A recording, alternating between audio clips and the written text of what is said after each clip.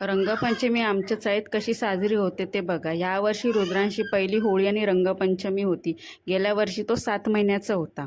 इथे लहान मुले रंगपंचमी खेळत आहे आणि काही मुले ढोल ताशे घेऊन वाजवत होती आणि रुद्रांश घरामध्ये डान्स करत होता. चाळीत सगळे कोकणी रहिवासी असल्याने जशी कोकणात होळी साजरी होते तशी इथे होळी साजरी करतात. घराच्या बाहेर भजन गात काही मंडळी आली होती. त्यांनी रुद्रांशला घेऊन डान्स केला. थोड्या वेळाने होळीचं आकर्षण असलेला शंकासूर पण तिथे आला. त्याला बघून रुद्रांश थोडा घाबरला आणि त्याला रडू आले. आणि अनेक होळीचे सोंग घेऊन काही मंडळी आली. ते भजन गात असताना मी थोडा आवाज म्यूट केला होता. त्यांनी उत्तम प्रकारे असं सादरीकरण केलं, तुम्ही बघू शकता.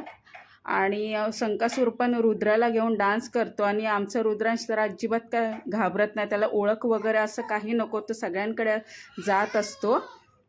आणि अशा प्रकारे आजचा दिवस पूर्ण झाला. व्हिडिओ आवडला, चॅनलला सबस्क्राईब करा.